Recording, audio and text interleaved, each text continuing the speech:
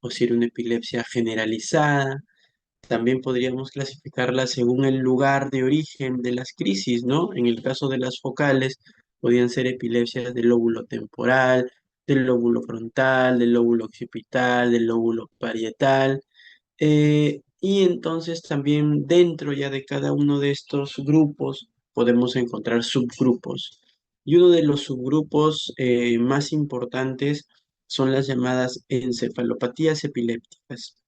Las encefalopatías epilépticas básicamente se refiere a un conjunto de enfermedades que tienen en común en que comienzan muy tempranamente, ¿no? O en la etapa lactante o en la etapa de la infancia temprana y que también van a tener dos condiciones, ¿no? El primero es de que son epilepsias de difícil control o de difícil manejo y que usualmente van a cursar con un gran impacto en el desarrollo psicomotor de la persona que lo padece, ¿no? Entonces, por eso que se llama encefalopatía. O sea, no solo hay crisis, sino que hay un deterioro global de la función neurológica, ¿ya? Nosotros vamos a estudiar dos, el síndrome de West y el síndrome de Lennox-Gastaut, que justamente son los dos más frecuentes. Y si es que alguna vez ustedes se topan con una encefalopatía epiléptica, lo más probable es que se topen con alguna de estas dos. Hay otras, claro que hay otras encefalopatías epilépticas, el síndrome de Ohtahara, el síndrome de Dravet, etcétera, pero vamos que sí son condiciones quizás menos frecuentes y es un poco más complicado que ustedes se enfrenten en algún momento a ellas.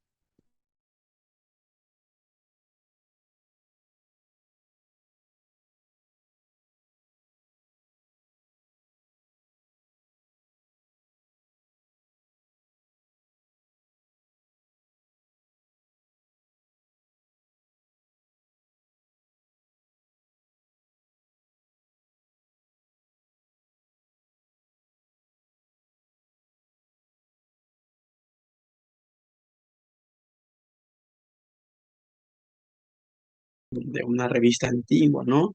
En el cual, como ustedes pueden ver allí,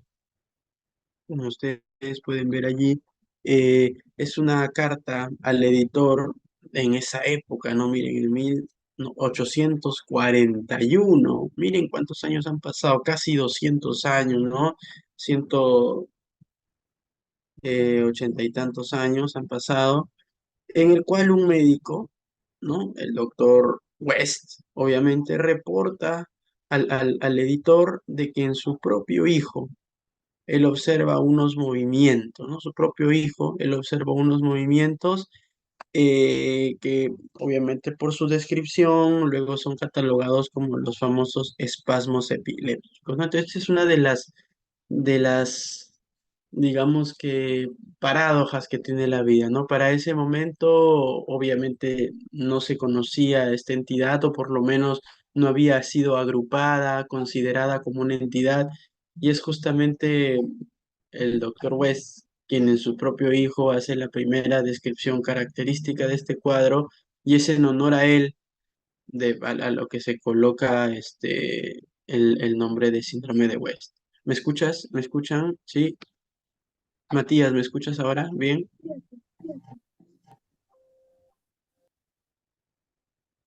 Sí, sí, disculpen, sino que ahí recibí una llamada, perdón. Muy bien. Entonces, sigamos hablando del síndrome de West. La clínica de este tipo de encefalopatía epiléptica inicia entre los 3 a los 12 meses.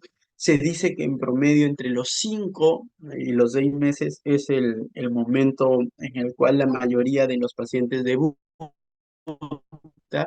Se caracteriza por la presencia de un movimiento denominado espasmo infantil. Es muy difícil describirlo, así que como es muy difícil describirlo, mejor nosotros pues lo vamos a ver en un video, ¿ya? Y además, estos espasmos infantiles suelen ser usualmente bilaterales, o sea, afecta a ambos lados del cuerpo. eh, a veces no los pueden ser simétricos, a veces pueden los movimientos verse más en un lado que en el otro, ¿ya? Típicamente son flexores, o sea, el movimiento que hacen los niños es como que abrazan algo, ¿no? Hacen así, ¿no?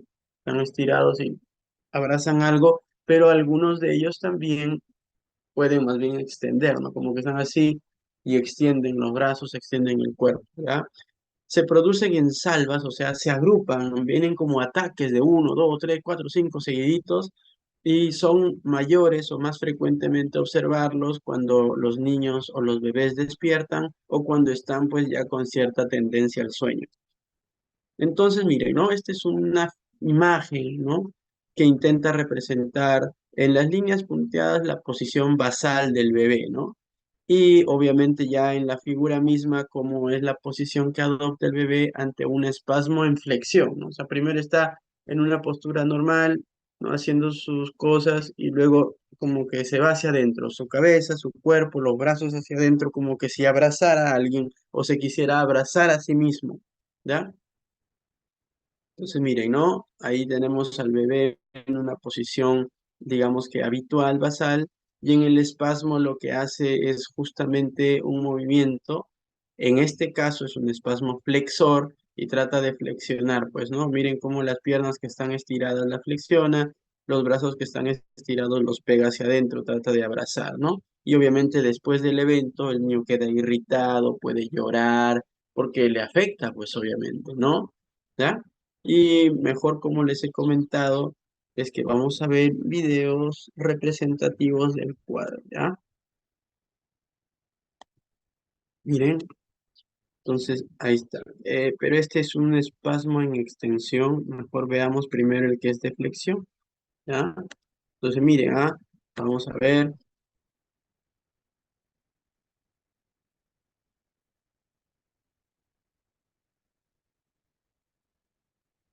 ¿Vieron, cierto? Lo repetimos, pero primero hay que dejarlo para que puedan venir agrupados varias veces. Miren, el bebé ya está en una posición basal y miren,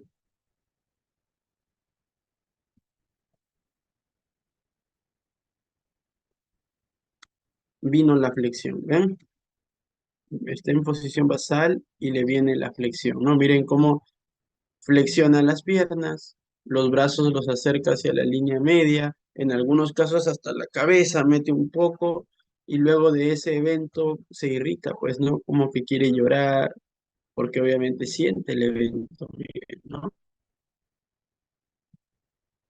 Viene otro más, porque vienen así, por grupos, no viene uno ni dos, suelen venir por ataques en un momento. Puede tener el niño algunos pocos al día, hasta cientos de veces al día puede tenerlos. ¿Vieron? Ese es un espasmo en flexión, un espasmo infantil en flexión. ¿Ya? Hay una pregunta acá. ¿Cuál es la diferencia entre una encefalitis y una encefalopatía? La encefalitis, como su mismo nombre dice, itis, es un cuadro inflamatorio usualmente agudo. En el caso de las encefalitis, usualmente están causadas por virus o también pueden ser autoinmunes, ¿no? Entonces son las dos causas más frecuentes únicamente de encefalitis, ¿no? Porque ya si tú le agregas el término meningoencefalitis, ahí sí ya pues digamos que las causas pueden ser virales, bacterianas, fúngicas, etcétera. Pero solo el término encefalitis, solo una inflamación del encéfalo sin compromiso meníngeo, o es viral o probablemente es autoinmune, ¿no? Que es lo más frecuente. Ahora, y el término encefalopatía más bien habla de un cuadro en el cual hay un deterioro global de las funciones encefálicas y usualmente esto está caracterizado por una alteración del sensorio, una disminución, una alteración de las funciones superiores, por ejemplo, ¿no? Entonces, eh, en causas de encefalopatía hay muchas, pues, ¿no? Por ejemplo, una encefalopatía hepática, ¿no? Pacientes con encefalopatía hepática están somnolientos, poco reactivos, letárgicos, sin que la causa sea neurológica, por ejemplo, ¿no? El dengue te puede dar una encefalopatía, el COVID te puede dar una encefalopatía, o sea, no únicamente condiciones neurológicas pueden darte una encefalopatía, aunque también las hay, ¿no? Pero básicamente esa es la diferencia. En cambio, en el video de la izquierda, en el video de la izquierda, vemos un espasmo infantil en extensión, miren, ¿no? El niño está bien ahí, y ahí viene, ¿no? Como que se estira, ¿vieron? Y viene, no viene uno, vienen varios, viene ahí, ¿no? Como que se estira. Casi el niño no acerca las extremidades superiores hacia sí mismo, sino más bien las estira, ¿no? Las extiende, se abre, ¿ya? Entonces hay un espasmo flexor, que es el más común, pero hay un espasmo extensor, que es el menos común. Ahora, diga, no estoy diciendo que es una diferencia de 90% a 10%, no, no, podría ser un 70-30, un 60-40, dependiendo las series, ¿ya? Ahora, en el electroencefalograma de los pacientes con síndrome de West, nosotros vamos a encontrar un fenómeno que se llama la ipsarritmia. La ipsarritmia habla de un trazado totalmente desorganizado, caracterizado por ondas cerebrales de gran amplitud. Esa es la definición. Un trazado eléctrico cerebral totalmente desorganizado, compuesto por ondas de gran amplitud. ¿Por qué? Porque acá lo vamos a ver pues alfa, beta, teta, delta, porque recuerden que aquí el bebé tiene meses, entonces todavía ni siquiera ha madurado del punto de vista del estudio el trazado electroencefalográfico, ¿no? Pero la disarritmia es típica, pues, es típica de estos casos. Ahora, el síndrome de West puede ser genético, hay ya mutaciones genéticas asociadas con la enfermedad, pero también puede ser secundario o estructural. También ciertos defectos estructurales cerebrales se han asociado a la enfermedad, como por ejemplo fallas en la organización neuronal, fallas en la migración neuronal, etcétera. El diagnóstico se va a realizar por la presencia de los eventos clínicos, que son los espasmos infantiles, por la presencia de ese trazado electroencefalográfico anormal conocido como ixarritmia y por el marcado retraso del desarrollo psicomotor. La verdad es que son casos un poco tristes. ¿Por qué? Porque hasta los 6 meses, hasta los 7, hasta los 8 meses, 5 meses, es poco realmente lo que ha avanzado un bebé, ¿no? A los 2 meses, digamos que tienen la sonrisa social. A los 3 meses, por ejemplo, controlan el movimiento cefálico, ¿no? Logran controlar el cuello y lo mantienen erguido. A los 6 meses, algunos logran sentarse. Entre los 7, 8 y 9 meses, unos logran gatear. Entonces, imagínense, ¿no? Recién están alcanzando esos hitos del desarrollo. Viene este cuadro y el niño deja de gatear, el niño tiene dificultades para sentarse, el niño inclusive hasta algunos pueden perder el control cefálico, ¿sabes? Es realmente doloroso, es algo muy, muy sensible, ¿ya? De explicarle a un padre que su hijo tiene este cuadro y que probablemente a partir de ahí en adelante ya no va a tener el desarrollo que ellos esperaban, pues, ¿no? En cuanto al tratamiento, el tratamiento aquí no tiene como primera elección la administración de un fármaco antiepiléptico, más bien es la ACTH, ¿no? La adenocorticotropina, el medicamento de elección, una hormona, ¿no? Que se da pues a dosis de 0,2 unidades internacionales por kilo de peso o su variable que es 150 unidades internacionales por metro cuadrado de superficie corporal, ¿ya? Obviamente que cuando el lactante pues no es pequeño se prefiere la dosis por kilo de peso. Se puede dar también, sí, un antiepiléptico que se llama vigabatrina, difícil de conseguir.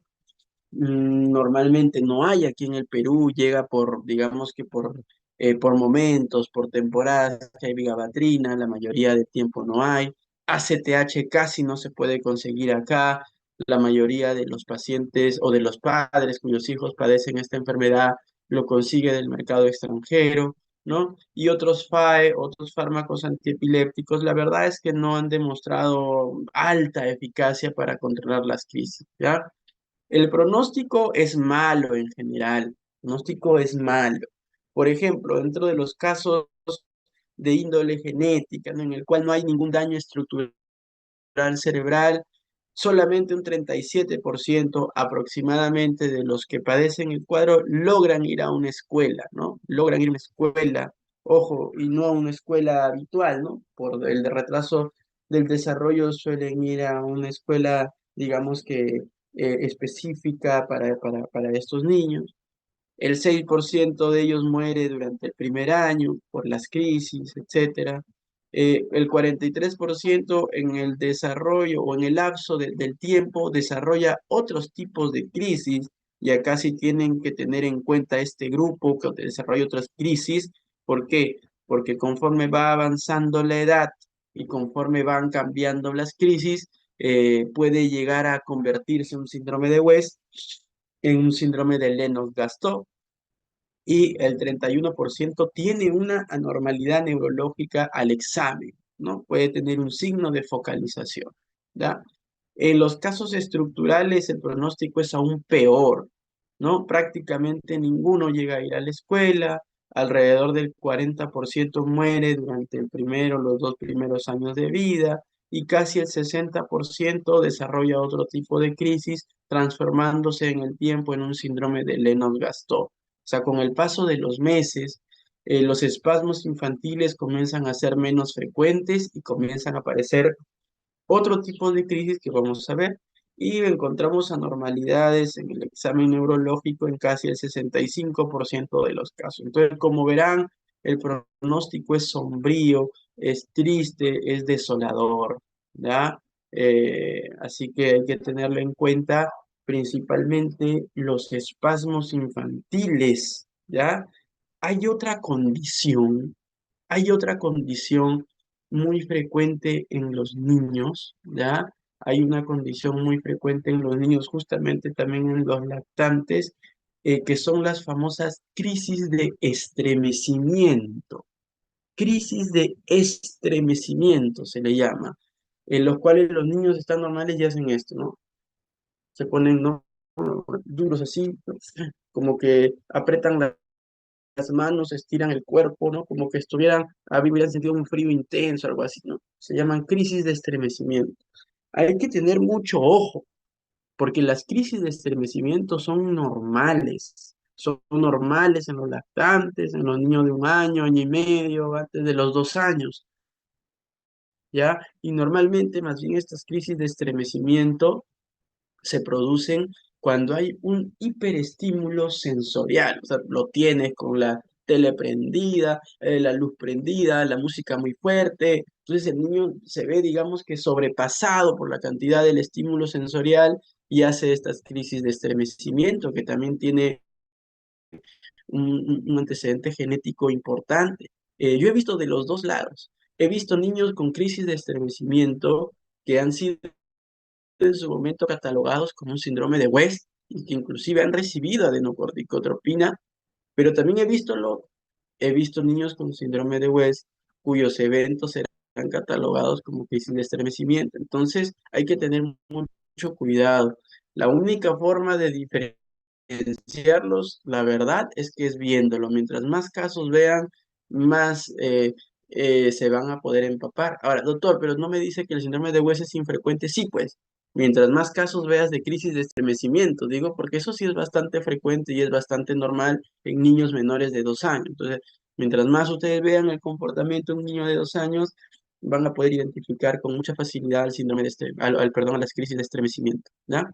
Ahora, pasando de lado a la otra encefalopatía epiléptica, esta se llama el síndrome de Lennox-Gastaut, ¿no? Entonces, digamos que esta sí tiene una epidemiología más variable, puede, según las series, constituir del 1 hasta el 10% de todas las epilepsias de la infancia, ¿ya? Y tiene una incidencia muy similar a la del síndrome de West, ¿ya? Entonces, hasta casi entre un 10 a un 40% son niños que durante el primer año de vida fueron catalogados como un síndrome de West, pero obviamente al pasar el año, al pasar el año y medio, al llegar a los 2 años, ya digamos que suelen cumplir más bien los requisitos para el diagnóstico de un síndrome de Lennox-Gastaut. O sea, como que son patologías que se pueden superponer, que se pueden soslayar con el paso del tiempo, ¿ya? Ahora, el síndrome de Lennox-Gastaut se va a caracterizar por la presencia de tres tipos de crisis. Miren, ¿no? Su inicio suele ser entre los 3 a los 8 años y se va a caracterizar por tres tipos de crisis. La presencia de crisis tónicas durante el sueño no REM. Recuerden que el sueño tiene una fase REM, tiene una fase no REM. La fase REM es la de los movimientos oculares rápidos, la otra no, obviamente. Tiene crisis atónicas y tiene crisis de ausencias, pero son ausencias atípicas. Básicamente la diferencia de una ausencia atípica con una típica, primero es que en las ausencias atípicas puede haber un compromiso motor mayor, porque como hemos visto en los videos durante la clase anterior, las ausencias típicas solamente cursan con una desconexión del medio y con una muy sutil o muy leve, quizás pérdida del tono del control muscular cervical, pero muy leve, ¿no? O sea, como que suelen agachar un poquitito la cabeza algunos. En cambio, en las crisis de ausencia atípicas pueden haber movimientos mioclónicos del párpado, pueden haber movimientos involuntarios de la boca, de los labios. El niño sí puede perder con mayor intensidad el tono muscular en ciertas áreas cérvico-craneales, etcétera, ¿ya? Obviamente ya hemos dicho, ya hemos hablado previamente de las crisis atónicas y de las crisis tónicas.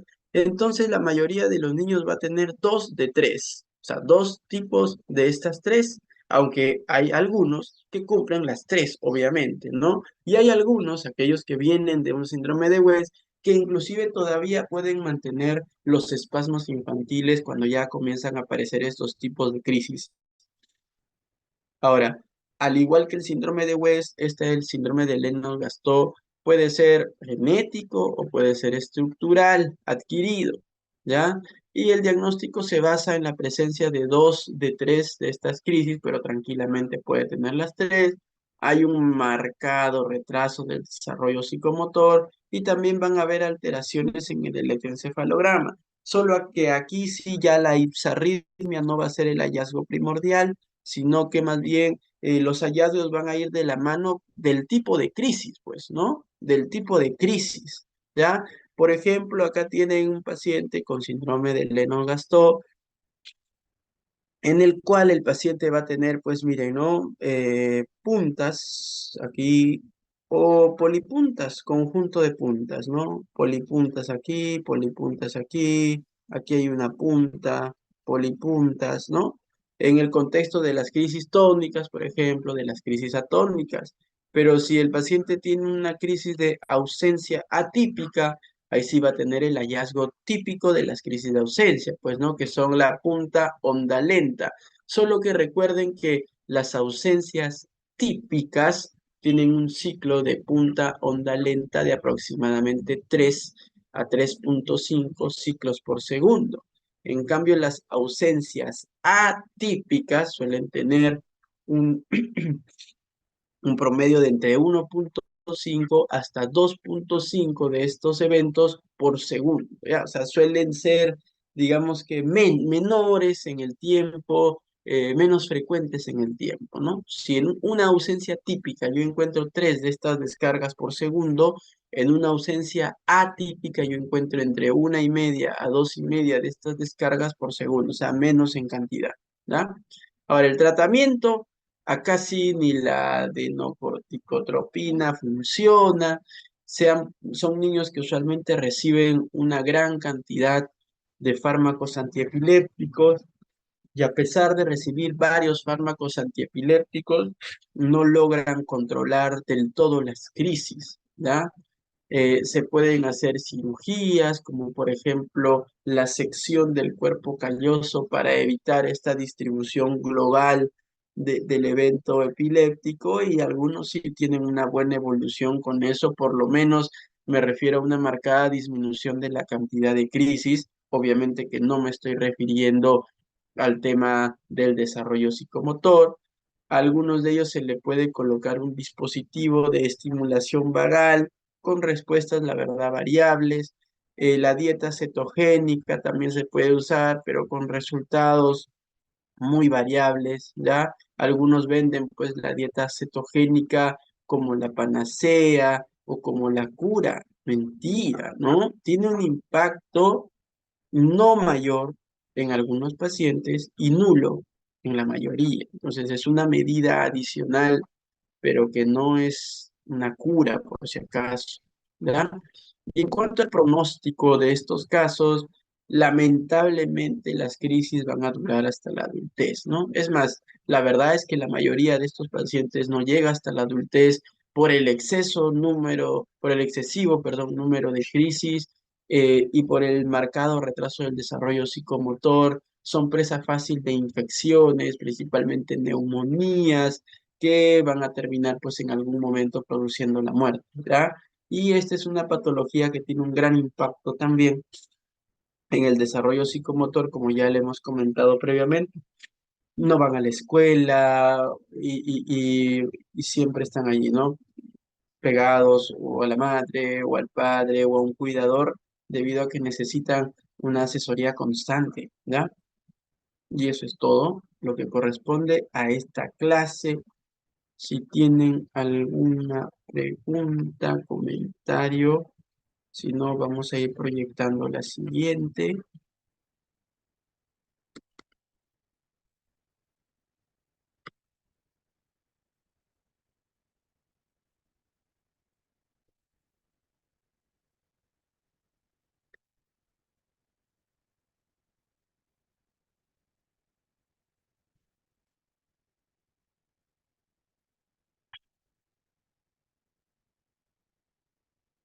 Muy bien, entonces, mientras van pensando en sus preguntas, ahora vamos a hablar un poquito del tratamiento de las epilepsias, ¿no?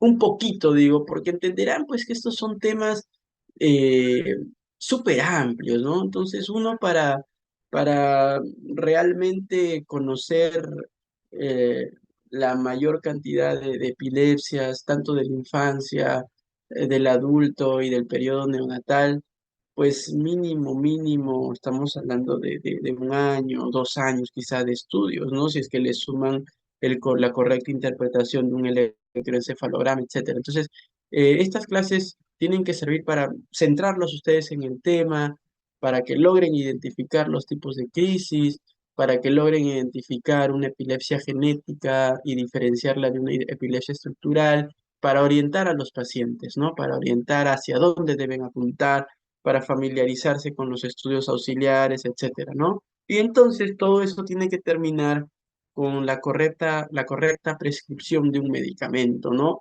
Recuerden, ya les he comentado, las dos emergencias de la neurología son por frecuencia, ¿no? Las crisis epilépticas y los accidentes cerebrovasculares, ¿no? Obviamente quitando los dolores de cabeza, la migraña, eso, ¿no? Que bueno, que eso sí, sí o sí lo van a ver como médicos generales o lo que sean, pero también lo que van a ver son crisis epilépticas y son ACVs por frecuencia nada más, por frecuencia, así como por frecuencia van a ver una neumonía, van a ver una ITU, van a ver un asma, van a ver un reflujo gastroesofágico, van a ver, qué sé yo, no sé, a ver, fasciitis plantar, van a ver una miopía. Entonces hay condiciones médicas que van a ver sí o sí, independientemente de la especialidad que lleven o del lugar en donde estén, ¿no? Entonces, dentro de la neurología, van a tener que ver un paciente con epilepsia, van a tener que ver a un paciente que ha sufrido un ACV, van a tener que ver a un paciente con dolor de cabeza, van a tener que ver a una parálisis facial por frecuencia, ¿no? Entonces, tienen que estar, digamos, un poco orientados, ¿ya? Entonces, lo primero que hay que decir para el uso de un fármaco antiepiléptico es que la elección correcta de un fármaco antiepiléptico es un reto. ¿Por qué es un reto? Porque depende de muchas cosas y muchas veces ninguna de ellas asociada a ustedes, ¿ya? Entonces, por ejemplo, aquellas variables que se relacionan al fármaco en sí, ¿no? Tienen, por ejemplo, dentro de los más importantes, al fármaco para el tipo de crisis. Yo diría que esto es lo más importante. Entonces, hay algunas crisis que responden bien a cierto grupo de medicamentos y que más bien se pueden exacerbar con otros medicamentos o que simplemente no van a responder con el medicamento que ustedes le dan. Les llega un lactante y solo tienen ácido valproico en jarabe y sospechan que es un síndrome de West, obviamente no le van a hacer nada con dándole ácido valproico, ¿no? Entonces lo mejor que en ese caso el niño sea derivado a una institución especializada, ¿no? ¿Ya? Entonces va a depender mucho del tipo de crisis. Si tienes una, por ejemplo, una crisis mioclónica, no le vas a dar fenitoína, porque la fenitoína puede exacerbar las mioclonías, por ejemplo, ¿no? Entonces, lo primero es eso. Ahora, reacciones idiosincráticas, ¿no? Hay ciertos medicamentos que tienen unas reacciones principalmente cutáneas y en segundo lugar hepáticas, digamos que se presentan con mayor frecuencia en pacientes con historias de atopía, de dermatitis, ¿no? Entonces hay que tener cuidado allí. Y acá también otro punto que yo resaltaría es la teratogenicidad. ¿Por qué? Vamos que hay mujeres que durante la adolescencia o la adultez temprana comienzan con epilepsia, comienzan a usar un fármaco antiepiléptico, pero llega un momento en el cual desean ser madres. Entonces, no le vas a dar fenitoína, no le vas a dar carbamazepina, mucho menos ácido valproico, mucho menos fenobarbital, sino que tendrás que comentarles, tendrán que planificar el embarazo y cuando ella decida quedar gestando, meses antes de esto, vas a tener que rotarle la medicación hacia un fármaco cuya tasa de teratogenicidad sea baja, como por ejemplo el levetiracetam, como por ejemplo la lamotrigina, que son aquellos que tienen menos tasa de teratogenicidad. Ahora, hay variables que más bien están relacionadas al paciente, ¿no? Al paciente. Por ejemplo, a los antecedentes genéticos.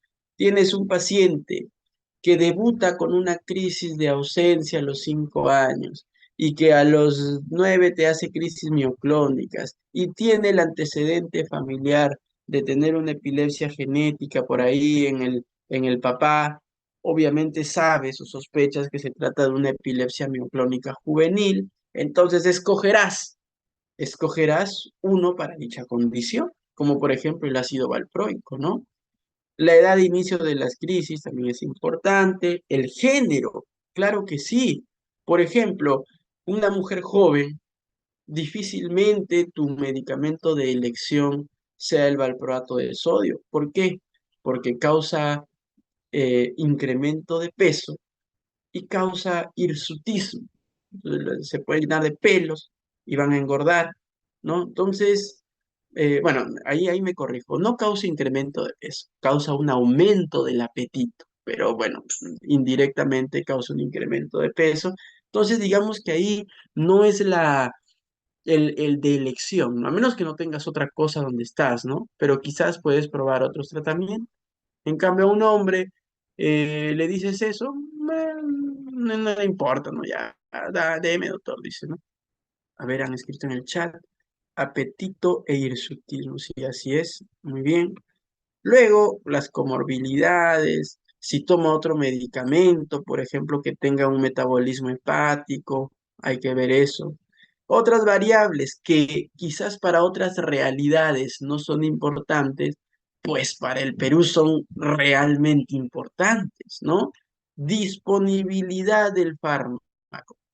Yo, la primera experiencia que tuve, y probablemente lo que reafirmó para que yo, digamos, que me meta en este mundo de la neurología, es que cuando yo hice mis serums, ¿no? Que lo hice por allá por Ancash, eh, durante el primer mes nada más de enfermedad, de estar ahí en el serum, se acercaron un par de pacientes aquí al pequeño consultorio que hay en el centro de salud porque sufrían epilepsia y que habían tenido sus crisis, ¿no? Y obviamente la causa de las crisis era la suspensión del tratamiento, ¿no? La causa más frecuente de una convulsión en un paciente con el diagnóstico previo de epilepsia es justamente el incumplimiento del tratamiento, ¿no? Entonces, era la primera vez que yo enfrentaba a un paciente con epilepsia en la realidad y me agarraba ahí, ¿no? Recién habiendo culminado la carrera, donde no sabes nada, pues, ¿no? No sabes nada y ahí no sabes nada, es la realidad. Entonces ahí fui a la farmacia y le pregunto, pues, ¿no? Al técnico en farmacia que está ahí, ¿qué antiepilépticos hay, ¿no? Y en la farmacia solo había fenitoína y carbamazepina.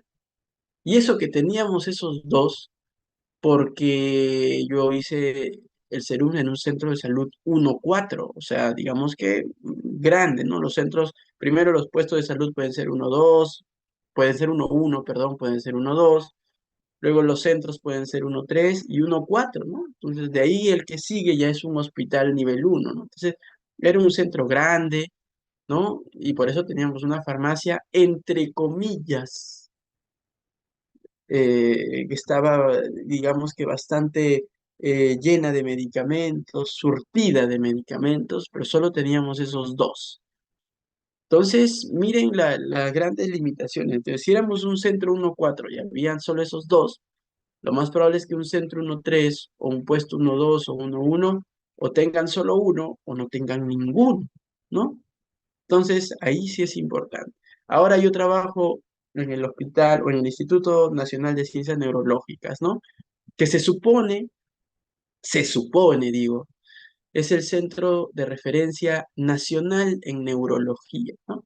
Así como hay una maternidad de Lima, que es el centro de referencia nacional de, para casos ginecobstétricos, así como está el INEN, que es el Centro de Referencia Nacional del Cáncer, así como está el INO, que es el Centro de Referencia Nacional de Casos de Oftalmología, y hay otros institutos, nosotros somos el Centro de Referencia Nacional en Neurología y Neurocirugía. Pero, ¿qué tenemos de fármacos antiepilépticos ahí? Tenemos fenitoína, a veces hay carbamazepina, a veces no hay. Tenemos fenobarbital, valproato de sodio, que a veces hay, a veces no hay. Tenemos levetiracetam, y me parece que ahí dejo de contar, ¿no? Porque los demás medicamentos que existen solo hay de forma intermitente, ¿no? O sea, hay meses que no hay. Y entenderás que un tratamiento no puede ser así. No los meses que hay le vas a dar uno y los meses que no hay le vas a cambiar, ¿no? Pues eso está mal. Y somos un centro de referencia nacional, ¿no? Entonces verán que aquí en el Perú ustedes van a tener, y entiendo que para todas las especialidades, barreras en cuanto a la disponibilidad de los medicamentos. Recuerden que la mayoría de los pacientes aquí tienen un seguro, ¿no? Que es el SIS, o en su defecto tienen el salud, ¿no? Salud también no tiene tantos antiepilépticos, ¿no? Los que tiene son los básicos, los clásicos, al igual que nosotros, ¿no? Y otro tema es el costo, ¿no? El resto de antiepilépticos, pues obviamente están en las farmacias, en las boticas, en las clínicas, hay de todo quizás, pero el costo es una barrera también. Por ejemplo, un buen levetiracetam, que es el Keppra, ¿no? Una marca mundial, pues la pastilla no baja de 8 soles, 7 soles cada una, ¿no? Y son pacientes que van a recibir dos o hasta más al día, entonces no pueden gastarse, pues un mortal normal no puede gastarse 15 o 20 soles diarios en un antiepiléptico, ¿cierto? Entonces ahí es el reto, ¿no? Ese es el verdadero reto, ¿ya? Entonces tengan en cuenta. Ahora, en un mundo ideal, suponiendo que tienen algunas cosas disponibles, básicamente el tratamiento va a depender del tipo de crisis. Entonces, aquellas epilepsias genéticas que se caracterizan por crisis de inicio generalizado, ¿cuáles son los medicamentos de elección? Los medicamentos de elección son la lamotrigina, el levetiracetam y el valproato de sodio. Son fármacos, como ustedes pueden ver ahí, de primera elección para el manejo con monoterapia, o sea, con un solo medicamento, de las crisis de inicio generalizado motor y no motor. Obviamente estamos hablando del adulto, ¿no? Entonces de ahí van a llevar pediatría, ya hablarán, pero aunque también aplica para los niños, ¿ya? Así que no hay mucha vuelta que darle allí. Entonces, doctor, la lamotrigina viene de 25 miligramos, de 50 miligramos y de 100 miligramos. Entonces, normalmente se inician con dosis muy bajas, que puede ser inclusive hasta un cuarto de la pastilla de 25, e ir progresando lentamente la dosis. ¿Por qué? Porque el uso de la motrigina en algunas personas puede causar una reacción cutánea que podría llegar hasta un síndrome de Steven Johnson, ¿no? Entonces, que es un cuadro grave. Pero justamente el inicio con dosis bajas y con un incremento racional de la medicación va a disminuir la probabilidad de que se produzcan estos fenómenos, ¿ya? El levetiracetam, por su parte, es un medicamento que viene de 500 miligramos, viene de 1 gramo, ¿no? Y aquí sí uno puede ser, digamos que, más suelto cuando uno inicia, ¿no? Uno puede iniciar con uno de 500 o con la mitad de 500, pero rápidamente puede titular la dosis, debido a que la verdad es que no tiene tantos efectos adversos así de esa gravedad. El único efecto adverso importante, diría yo, es que en algunos pacientes que hayan tenido o estén predispuestos a tener un cuadro ansioso depresivo, puede como que, digamos que desencadenar o encender esa llama, inclusive incrementar un poco el riesgo de suicidio, ¿no? En su momento se vio eso, ¿ya? Y luego el valproato, sí, pues es uno de los medicamentos más usados, ¿no? Viene de 500 miligramos, pero también hay otras presentaciones, ¿no? En jarabe, claro que hay. En realidad, levetiracetam también hay en jarabe, valproato también hay en ampolla, levetiracetam también hay en ampolla, ¿no? Y la dosis sí es muy variable acá, pues, ¿no? La dosis es muy variable, va a depender de muchos factores, ¿ya? Pero son los tres que ustedes tienen que recordar. Ahora, ustedes ya han llevado un curso de farmacología, me parece, así que ya saben el mecanismo de acción, ya saben, o sea, no voy a entrar en esos detalles que realmente no competen al curso en este momento, ¿ya? Entonces, pero recuérdenlos. Por ejemplo, niño con ausencia, con epilepsia de ausencia de la infancia, valproato de cajón, ¿no? Adulto mayor con epilepsia, levetiracetam de cajón, ¿no? Paciente con una epilepsia refractaria a tratamiento, pero que es genética, la asociación de valproato y la motrigina es la mejor asociación en el mundo del manejo de las crisis epilépticas, por ejemplo, ¿no? Es la asociación que más sinergismo ha mostrado, ¿ya? Así que tengan en cuenta. Entonces tenemos aquí que en el tratamiento de estas epilepsias genéticas, miren, ¿no? A la cabeza valproato, muy efectiva para crisis mioclónicas, para tónico-clónicas generalizadas, para crisis de ausencia y para aquellas crisis que se desencadenan ante un estímulo fótico o de fotosensibilidad, ¿ya? ¿Tiene serios efectos adversos? Puede tenerlos, claro que sí. Falla hepática, rash cutáneo que llega hasta el Steven Johnson, neutropenia, pero son poco frecuentes. Y mientras tú titules bien el medicamento, vayas de poquito con incrementos suaves, sucesivos, en 2 semanas, en 10 días, no pasa nada. Pero si tú de golpe le das, su niño, sí, ya, 500 cada 12, cuidado, cuidado, ¿ya? Luego el levetiracetam, efectivo para crisis mioclónicas, para crisis tónico-clónicas generalizadas, para crisis de ausencia, para crisis desencadenadas por la fotosensibilidad, ¿no? Es un buen medicamento e inclusive no tiene tantos efectos adversos serios, agudos, que pongan en riesgo la vida. Así que es una molécula que la verdad particularmente yo uso mucho, ¿no? Así que es buena. Y luego tenemos a la lamotrigina, que es efectiva para las tónico-clónicas, para las crisis de ausencia, pero puede exagerar las mioclonías. Y digamos que tiene una efectividad más o menos con las crisis desencadenadas por la fotosensibilidad. Y también, como ya les he comentado yo, puede tener efectos adversos serios si es que no se titula la dosis lentamente en el tiempo, ¿ya? Los demás no funcionan tanto para estas epilepsias genéticas, ¿ya? Muy bien. Ahora, el otro grupo de epilepsias son las epilepsias focales, ¿no? Aquellas que se producen por una alteración, eh, digamos que específica de una parte de la corteza cerebral, como ustedes ya lo conocen, ¿no? Dentro de las epilepsias focales, pues obviamente la mayoría son estructurales. Aquí sí, la cantidad de enfermedades es muy amplia.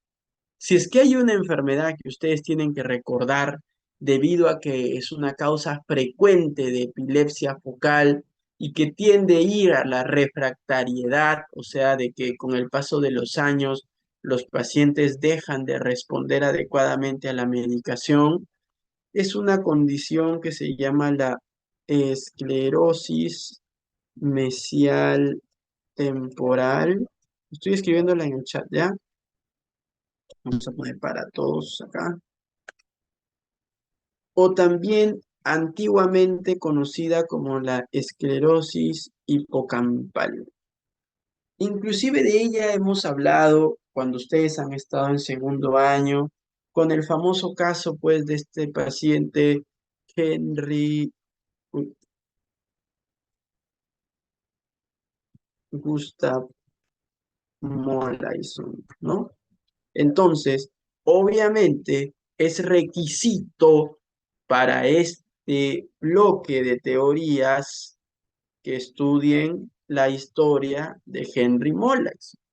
Henry Molaison era un paciente que tenía una epilepsia refractaria, o sea que a pesar del buen uso de dos o más fármacos antiepilépticos, seguía teniendo numerosas crisis durante el día y su epilepsia refractaria era ocasionada por una esclerosis mesial temporal bilateral, ¿no? Que se refiere básicamente al daño del hipocampo. El hipocampo es una estructura que se ubica en la porción más profunda del lóbulo temporal, ¿ya? Y que suele ser una estructura muy sensible a la hipoxia. Justamente es muy sensible ante eventos que ocurran inmediatamente antes, durante o después del parto. Me refiero a cuadros de asfixia perinatal o a sepsis neonatal, meningitis neonatal, hipoglicemias neonatales. Entonces, cualquier problema severo, serio, durante esa etapa puede lesionar estructuralmente el hipocampo. Y con el paso de los años, los niños o adolescentes o adultos pueden debutar con una epilepsia por esclerosis mesial hipocampal, ¿ya? O temporal.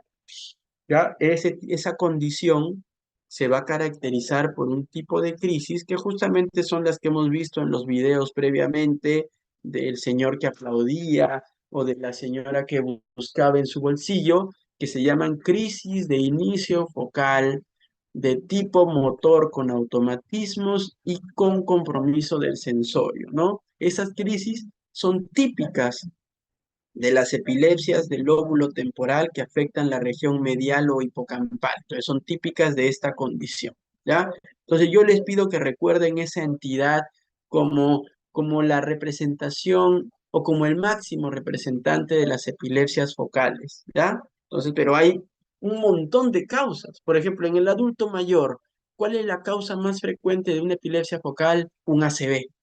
Un ACV, un infarto cerebral, menos frecuentemente una hemorragia cerebral, como dejan una huella, una lesión focal estructural, tiempo después, semanas o meses después, raramente años después, el paciente debuta con crisis focales, ¿no? Entonces, en el adulto mayor, la causa más frecuente es la epilepsia vascular, epilepsia estructural vascular, como secuela de un infarto cerebral, ¿ya? ¿Qué dice acá? Dice que los fármacos antiepilépticos de elección para el inicio del tratamiento con monoterapia en la crisis de inicio focal son carbamazepina, fenitoína, lamotrigina y levetiracetam, una recomendación de clase A, ¿ya? Una recomendación de clase A. Entonces, si ustedes identifican que se encuentran frente a un paciente con crisis focales, pues elijan alguno de estos medicamentos. Particularmente yo les diría de que el levetiracetam es el antiepiléptico de elección en las epilepsias focales del adulto mayor.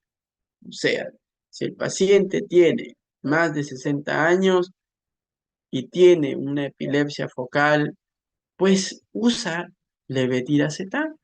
Si el paciente tiene más de 60 años y tiene una epilepsia genética, pues usa levetiracetam.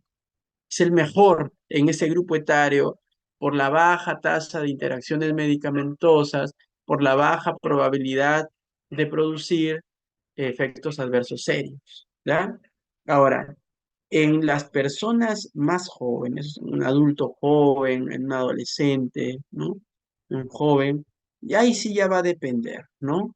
Particularmente ya la fenitoína es un medicamento un poco antiguo, tiene varios efectos adversos, ¿no? Por ejemplo, su uso crónico puede producir hiperplasia gingival, la encía crece, se vuelve rojiza, sangrante, puede producir una degeneración cerebelosa.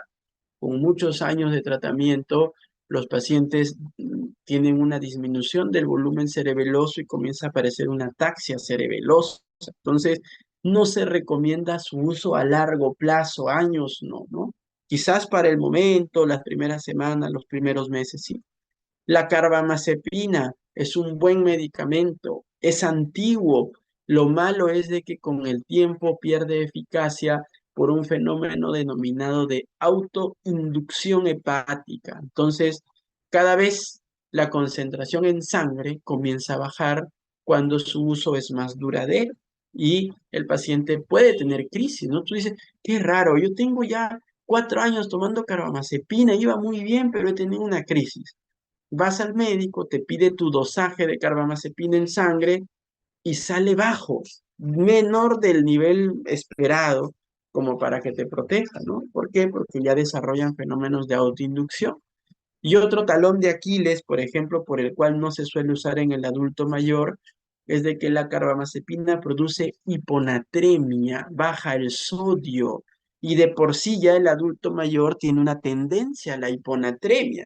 Entonces, en ellos sí pueden hacer hiponatremias sintomáticas. Quizás que en los jóvenes pasen desapercibidas, en el adulto mayor sí dan síntomas, ¿ya? Entonces, les comento esto para que escojan, pero ya hemos visto de que muchas veces la elección depende de muchos factores, algunos de ellos no asociados a ustedes mismos, ¿ya? O a sus conocimientos. Muy bien, entonces eso es todo lo que compete esta segunda clase, donde vamos a cerrar. Si tienen alguna pregunta, me la hacen saber. Si es que la sé también, ¿no?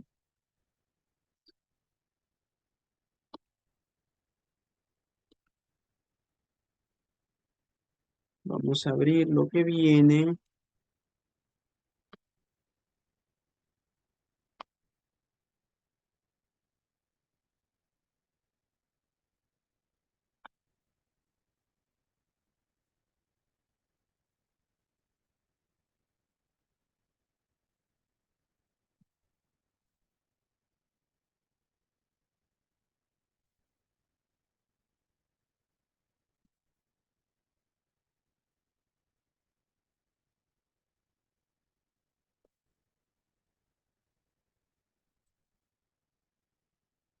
Acá hay una pregunta interesante. Dice, cuando menciona que se empieza con bajas dosis, ¿se podría partir? Claro, obviamente, ¿no? La mayoría de estos medicamentos sí están diseñados para para que se puedan partir, ¿no? Eso también es algo que nunca enseñan, mire. Cuando un medicamento viene, cuando una pastilla, una tableta, viene ranurada, es porque la distribución del medicamento en en todo la tableta o la pastilla es simétrica, pues, ¿no? O sea, está diseñada para partirse, ¿no?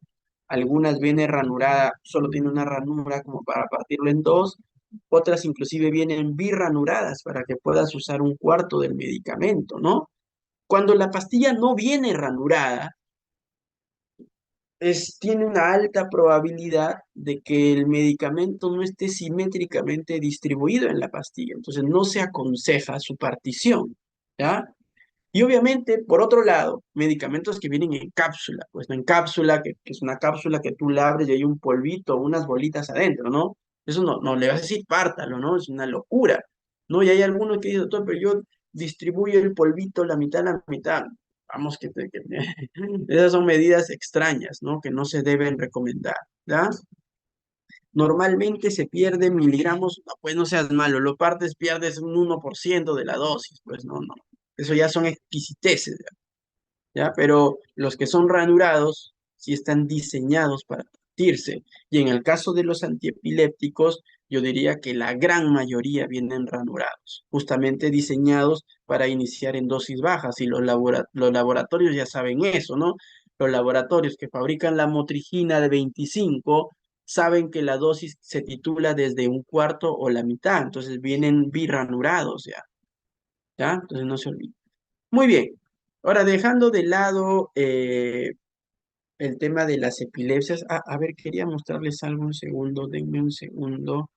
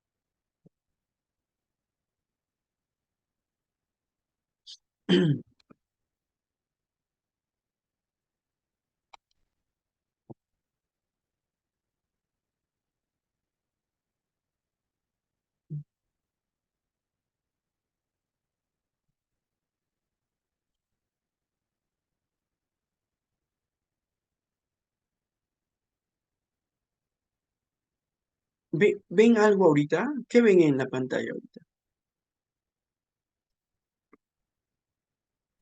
¿Hola? ¿Ven algo? Dígame, doctor. De encefalografía ¿Perdón? cerebral. Un mapeo de electroencefalografía. Ya, sí se ve entonces. Ese es un reporte de un electroencefalograma, ¿ya? Es un reporte de un electro, de hace poco nada más, miren, ¿no? Dice, uno dice, sí, miren, 17 de febrero del 2024 dice abajo, ¿no? Ahí está mi nombre, un electro que yo mandé a realizar, ¿no? En el contexto, miren, ¿no? De una niña, Samantha dice, ¿no? De 8 años de edad, que la madre narraba, ¿no? ¿Qué narraba la madre, por ejemplo, ¿no? La madre narraba 2 episodios, o sea, vino por el segundo, porque el primero no lo tuvo tan claro, que durante el sueño, eh, el primero no lo tuvo tan claro porque la niña no estaba durmiendo a su lado, que solo escuchó un sonido, pero en el segundo justo coincidió con que la niña estaba durmiendo con ella y estaban durmiendo, como que a las 2 de la mañana siente, ¿no? Que hay primero como un sonido, como un... ¿no? Y cuando abre los ojos y prende, él dice, la luz de su linterna del celular, le apunta a su niña, ve que tenía unos movimientos de una mitad del rostro, ¿no? Unos movimientos mioclónicos, así, ¿no? Repetitivos, y que luego ya tuvo una generalización, ¿no? O sea, tuvo una crisis tónico-clónica generalizada, ¿no? durante el sueño, ¿no? Y el primer evento ya había escuchado un ruido durante el sueño, pero cuando acudió, no vio ningún movimiento, pero sí la niña respiraba de forma profunda, ruda, ¿no? Tenía una respiración muy, muy profunda, muy intensa, ¿no? Entonces ahí se quedó con la duda, pero en el segundo evento sí vio la crisis, ¿no? Entonces la trae por eso, ¿no? Su desarrollo psicomotor es normal, su desempeño académico es normal, durante el día no ha tenido ningún problema, son dos eventos que han ocurrido en la noche, ¿no? Ahora, por las características, pues, que ella narraba del evento, de la presencia de unos movimientos como que mioclónicos o unos espasmos faciales unilaterales, seguidos de una crisis generalizada, ahí uno ya tiene una sospecha, ¿no?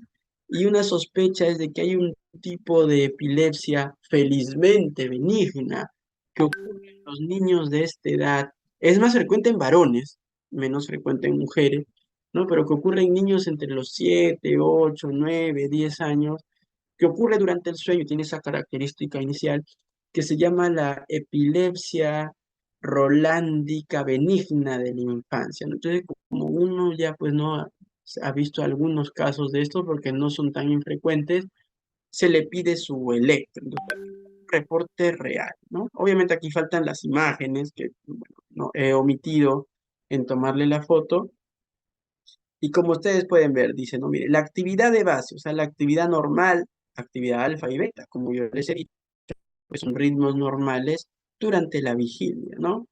Y miren la parte de anormalidades, dice, ¿no? Anormalidades tienen descargas paroxística de tipo punta, o sea, son puntas, ¿no? Ya dice polaridad negativa, básicamente dónde se están ubicando, ¿ya? Miren, hiperventilación, se le hace hiperventilar y también se le estimula con luz, porque yo también les he dicho que son maniobras que pueden desencadenar crisis, ¿ya? Y conclusiones, dice, ¿no? Electroencefalograma, trata en reposo y en sueño, anormal, dice, por actividad epileptiforme, tipo punta a nivel centrotemporal izquierdo, o sea, a nivel de la región central del lóbulo temporal izquierdo, ya potenciado en sueño no REM. Este eje estaría en paralela relación a una epilepsia rolándica, ¿no? Entonces, la sospecha era de una epilepsia rolándica por la clínica, el tipo de crisis, la edad y y la presentación solo en las noches. Entonces, uno ya manda una sospecha. Y cuando tú le mandas una sospecha, la persona que lee el electro, epileptólogo, obviamente aquí el doctor, me parece que era el doctor Delgado, un buen epileptólogo, ¿no? Tiene experiencia leyendo electros, ¿no? Se centra en lo que tú pides y lo encuentra, ¿no? Lo busca y lo encuentra, pero tú tienes que sugerirlo, ¿no? No solo tiene que ver, paciente, diagnóstico, sospecha de epilepsia, se solicita EEG. Pues ahí le estás poniendo difícil el asunto, ¿no? O como pedir resonancia, diagnóstico, cefalea, le pones, ¿no? Resonancia, ¿no? Entonces tienes que pedir qué buscas, ¿no? Bueno, descartar neurocisticercosis, descartar infarto cerebral, acá descartar epilepsia rolándica, descartar o epilepsia focal temporal, si es que no lo tienes tan claro, ¿no? ¿Ya? Pero miren, ¿no? Ayuda mucho, su resonancia salió normal, porque felizmente este es un tipo de epilepsia genética, benigna, asociada a la edad, ¿ya? Es solamente para mostrarle que lo importante que son este tipo de estudios, ¿ya? Bueno, nada más quería mostrarles eso, y ahora sí vamos a seguir con la siguiente clase. Ya. Me confirman, por favor, si pueden ver la pantalla. Es más común que suceda en la noche. Ese tipo de crisis es típica nocturna. Al inicio del sueño, durante la somnolencia, es típica. ¿Alguien iba a hablar? Perdón.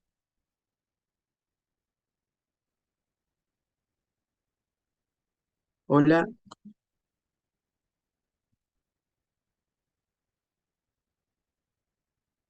por favor, podría... Ah, ya, ya, sí, sí, dame un segundo, tienes razón. A ver,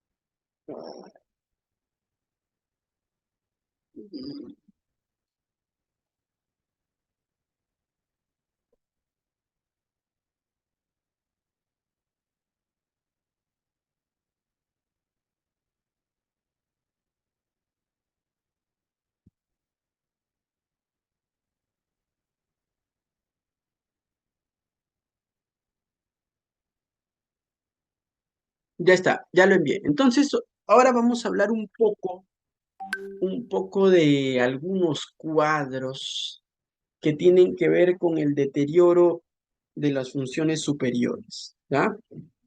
Entonces vamos a hablar de estos términos: deterioro cognitivo leve, demencia, Alzheimer, ¿ya? Que hay que conocer. Entonces, miren, ¿ah? Comencemos escuchando a este señor, dice, ¿no? Porque una de las características más importantes de estos cuadros es justamente el deterioro cognitivo, y de las funciones cognitivas la que se deteriora más es la memoria, ¿no? Por ejemplo, este señor congresista, Victocho, Víctor Belaúnde, hablaba, ¿no? Dice que en algún momento, ya hace varios años, ¿no? Unos 8 años, será quizás más, salió una ley, ¿no? Que iba totalmente en contra de los derechos laborales de los más jóvenes que hacían las prácticas preprofesionales, etcétera. Este señor dijo, ¿no? Que no recordaba, dice, ¿no? Cómo él aprobó la norma, ¿no? Le preguntaron ahí, dijo, no, no me acuerdo cómo la aprobé. Pues, obviamente, o estaba mintiendo, o ya tenía pues un compromiso cognitivo, ¿no? Que creo yo le debería impedir ser congresista o tener algún otro cargo de la función pública, ¿no? Ahora, ¿qué es la demencia? ¿Qué es la demencia? ¿Qué es la demencia? Y yo creo que para hablar de la demencia, primero vamos con el otro término, que es el deterioro cognitivo leve. ¿Por qué? Porque va de la mano. Entonces, cuando un paciente acude a ustedes cuya queja es, por ejemplo, que se olvida de las cosas, que no recordó dónde dejó las llaves, que estuvo en la calle y se desorientó, no pudo encontrar su casa, que no recuerda el nombre de un familiar que no ha visto hace medio año. Entonces, cuando las quejas son cognitivas, obviamente que ustedes se plantean inmediatamente, uy, no, este paciente tiene demencia, puede tener Alzheimer, puede tener otra cosa. No. Pero lo primero, lo que deben plantearse inicialmente es un cuadro que se llama deterioro cognitivo leve, cuya característica primordial es justamente la disminución de una capacidad, de una función superior, pero que no alcanza como para que el paciente pierda su independencia. O sea, el paciente trabaja, se viste solo, come solo, se asea solo, vela por sus intereses, maneja su dinero, pero ha comenzado a tener olvidos, ha comenzado a desorientarse, a veces no le es fácil encontrar la palabra que quiere usar. Entonces, esa condición se llama deterioro cognitivo leve, y en muchos casos suele ser un paso previo a la demencia, ¿ya? Se estima que más o menos el 50% de los deterioros cognitivos leves en un lapso de 1, 2 o 3 años va a progresar hacia una demencia. El deterioro cognitivo leve entonces se define como una disminución de una capacidad cognitiva o de uno o más dominios cognitivos sin la pérdida de la independencia funcional. Ahora, se puede clasificar en dos tipos, en amnésico y en no amnésico, dependiendo si la función comprometida es la memoria o no. Así de importante es la memoria. Entonces, obviamente que la mayoría de deterioros cognitivos leves son amnésicos, ¿ya? Una porción o una parte menor son no amnésicos, ¿ya? Ahora, también cada uno de ellos se puede dividir. Por ejemplo, el deterioro cognitivo leve amnésico de una función o de un dominio es aquel paciente en el cual solo tiene la memoria afectada. Pero el de multidominios o el de multifunción va a tener la memoria y algo más. Los no amnésicos igual pueden ser de un solo dominio si es que solo hay un área cognitiva distinta a la memoria afectada, por ejemplo, el lenguaje, y de multidominio si tiene más de un área diferente de la memoria, diferente de la memoria. ¿Ya? Entonces, ¿por qué es importante conocer esta entidad y más importante aún clasificarla?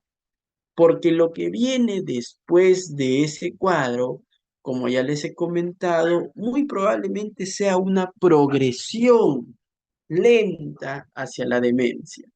Los deterioros cognitivos leves de un dominio, de un solo dominio, de una sola función, cuya área afectada es la memoria, van a evolucionar a Alzheimer la gran mayoría. Y el de multidominio, que tiene memoria, también van a evolucionar a Alzheimer la mayoría. Solamente hay que tener bien claro a los deterioros cognitivos no amnésicos de una función. Por ejemplo, aquí el lenguaje, eso sí, pueden evolucionar a otro tipo de demencia que no es el Alzheimer. Por ejemplo, aquí, ¿quién estaba? Bruce Willis, pues, ¿no? Ustedes saben que Bruce Willis, el actor, ¿no? De Duro de Matar y de una serie de películas exitoso, él tuvo la queja del problema del lenguaje por mucho tiempo, ¿no? Poco a poco comenzó a tener dificultades para nominar objetos, luego desarrollar una oración coherente le era complicado, entonces tenía un deterioro cognitivo leve de una función que era el lenguaje. Y obviamente ya con el paso del tiempo él ha desarrollado una demencia que se llama la demencia frontotemporal. Nunca apuntó Alzheimer desde el inicio y obviamente no hizo Alzheimer al final, ¿ya? Entonces es para que lo tengan claro ustedes. El deterioro cognitivo leve es una etapa es una etapa en la cual hay que estudiar al paciente, hay que mandarlo a terapias cognitivas, hay que estimular el ejercicio, hay que estimular la lectura, que haga sudokus, que haga cualquier cosa que mantenga la mente en actividad para que eso retrase al máximo el desarrollo de algún tipo de demencia. Doctor, ¿hay medicamentos para este estado?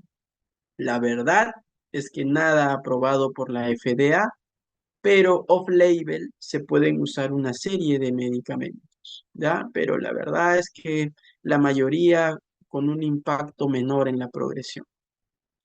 Ahora sí, habiendo dicho eso, vamos con la palabra demencia. La demencia, la demencia es una condición que se caracteriza por un deterioro de la función cognitiva, ¿no? Es un deterioro de la función cognitiva que puede afectar a una función superior como la memoria o a más funciones superiores. Pero este deterioro, como dicen la 2, tiene que ser acompañados para interferir con la independencia funcional, como por ejemplo requerir asistencia para las actividades de la vida diaria, asearse, comer, cambiarse, qué sé yo, para tareas complejas como que se medique, que maneje dinero, que cobre, que haga pagos, depósitos, etcétera, que se organice bien en el trabajo, ¿ya?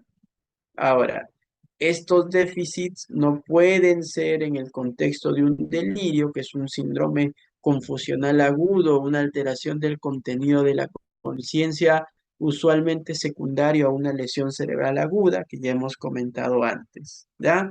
Y que tampoco sean atribuidos a otros trastornos, como por ejemplo una depresión mayor, esquizofrenia, etcétera.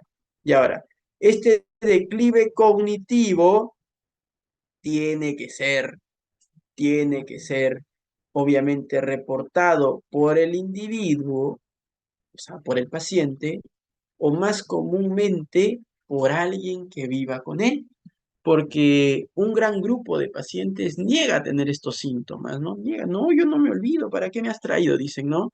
Y es el familiar o es el cuidador quien lo trae y comenta al médico estos síntomas que observa, ¿ya?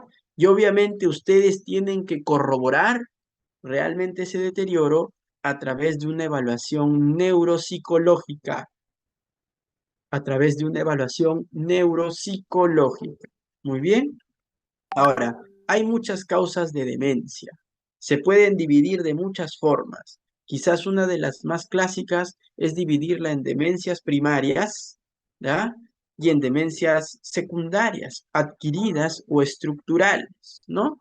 Dentro de las primarias, donde hay un componente fuerte o una predisposición genética fuerte, tenemos, pues, ¿no? A las demencias puras, como el Alzheimer, la demencia frontotemporal o la atrofia cortical posterior, cada una con sus variantes. Y tenemos a las demencias plus, o sea que son otras condiciones neurodegenerativas que tienen como componente clínico tener demencia. A la cabeza, el Parkinson y la demencia por cuerpos de Lewy. Ambos son entidades que cursan con parkinsonismo, pues, ¿no? Con temblor, rigidez, inestabilidad, lentitud, etcétera.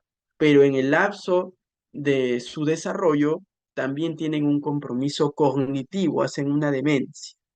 ¿Qué más? Tienen a la atrofia multisistémica, a la degeneración corticobasal, a la parálisis supranuclear progresiva, a la enfermedad de Huntington, etcétera.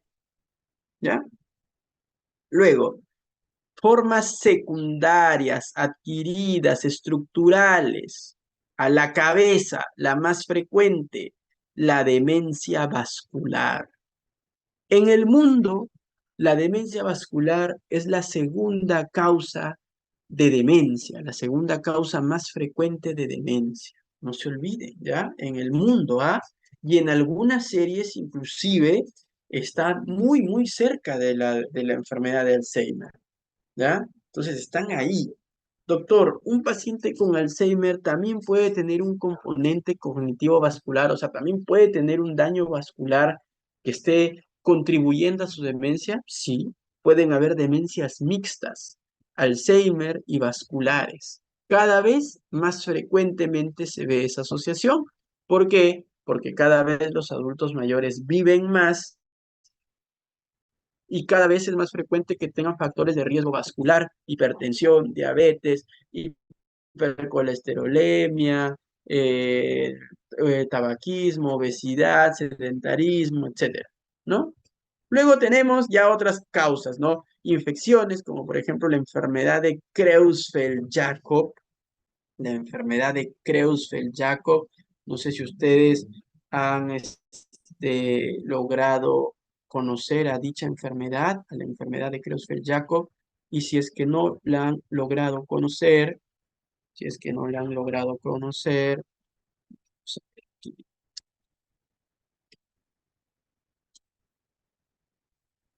un segundo, es una enfermedad bastante infrecuente, ocasionada por la presencia de unas partículas proteináceas con un comportamiento viral que se denominan priones, ¿ya? Entonces es una entidad súper interesante, ¿ah? Vamos a ver aquí.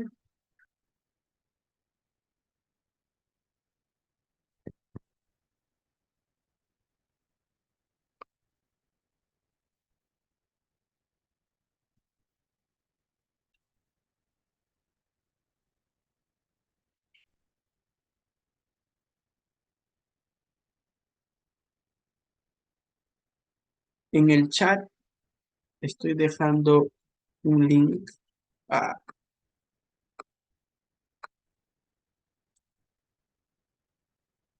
pueden darle clic al link y los va a mandar a un paper. En su momento se publicó algo del hospital, ¿no? Sobre la enfermedad de Creutzfeldt-Jakob, que es una enfermedad ocasionada por priones, que son partículas proteináceas con un comportamiento vírico muy interesante, ¿ah? Yo les recomiendo que lean ese paper. Obviamente ahí está mi nombre, debe ser un homónimo, no creo ser yo, o sí, puede ser, ¿no? Entonces, se logra abrir el enlace, Basti, ¿se logra abrir?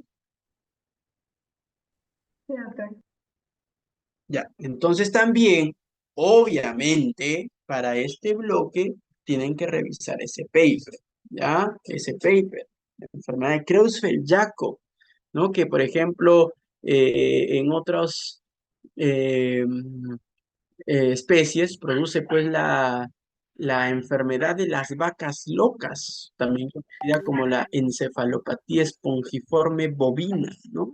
¿Ya? Entonces, es una enfermedad muy interesante. Y otras causas, pues un montón, ¿no? Tienen desorden, la esclerosis múltiple también puede producir una demencia, la injuria cerebral traumática, por ejemplo, ¿no? En los boxeadores, en aquellas personas que practican, ¿no? El MMA, ¿no? O estos, deportes de contacto, ¿no? Que andan ahí en la UFC, por ejemplo, ¿no? La demencia por radiación, los tumores, todo, ¿no? Entonces, una serie de entidades. Pero no se olviden acá abajo, miren, ¿ah? También hay condiciones metabólicas, deficiencia de vitamina B12, de B1, de folato, hipo o hipertiroidismo, paratiroidismo, alcoholismo crónico, uso de drogas por muchos años, ¿no? La demencia asociada a diálisis.